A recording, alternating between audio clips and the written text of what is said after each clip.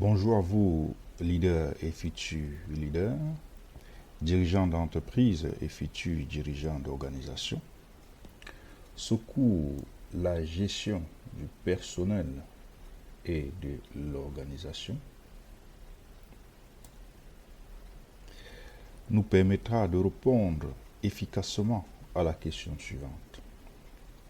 Qu'est-ce qui différencie une entreprise prospère d'une entreprise ordinaire?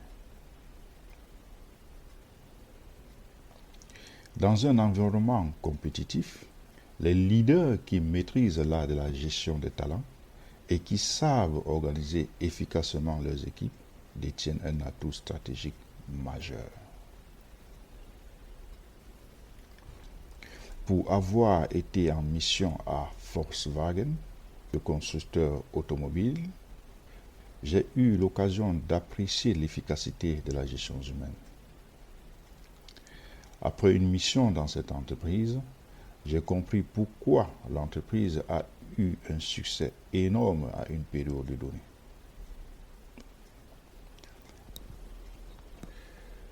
Ce cours vise à développer des compétences spécifiques permettant d'attirer, de développer et de retenir des talents exceptionnels. Des compétences permettant également de créer une organisation agile et motivante, capable de s'adapter aux changements.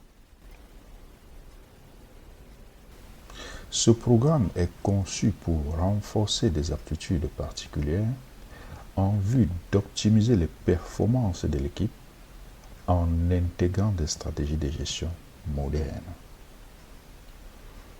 Notre parcours d'apprentissage ambitionne de cultiver des compétences distinctes qui permettent de s'affirmer comme leader stratégique, capable de guider le personnel vers les objectifs de l'entreprise. Pour être un bon leader, il est indispensable de savoir gérer les relations humaines. Conduire le personnel, c'est inspirer, c'est guider et c'est créer un environnement où chacun peut donner le meilleur de lui-même.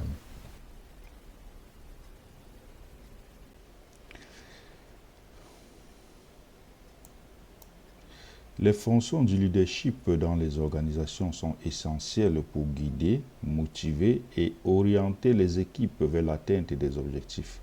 Voici les principales fonctions du leadership.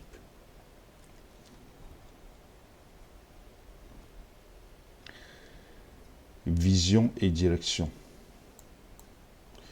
Le leader définit une vision claire et inspire l'équipe à travailler vers des objectifs communs en communiquant la mission et les valeurs de l'organisation.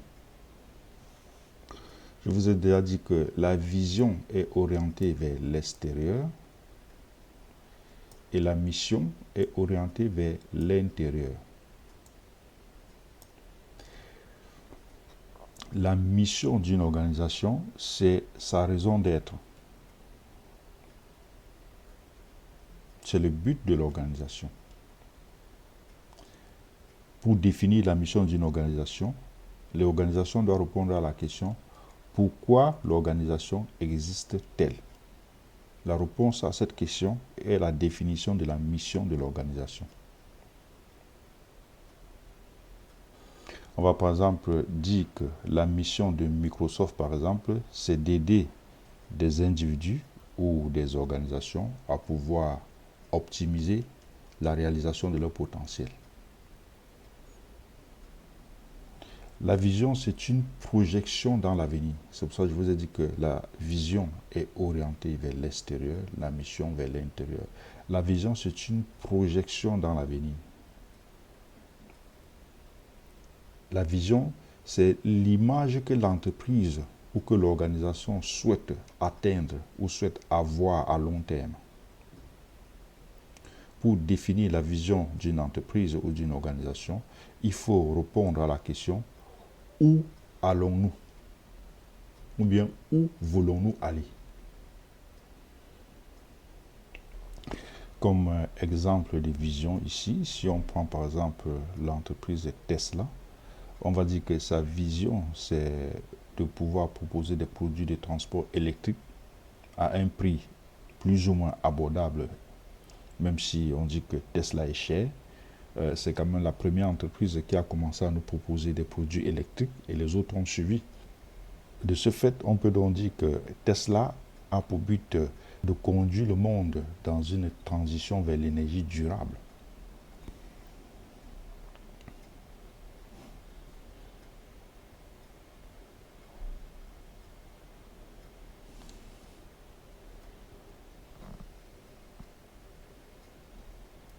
Vous avez donc vu un exemple de mission et un exemple de vision. Et je vous ai dit que si vous voulez savoir la vision d'une entreprise, répondez à la question où voulons-nous aller? Si vous voulez savoir la vision de votre entreprise, répondez à la question où voulons-nous aller? Et si vous voulez savoir la mission de votre entreprise, répondez à la question pourquoi notre organisation existe-t-elle?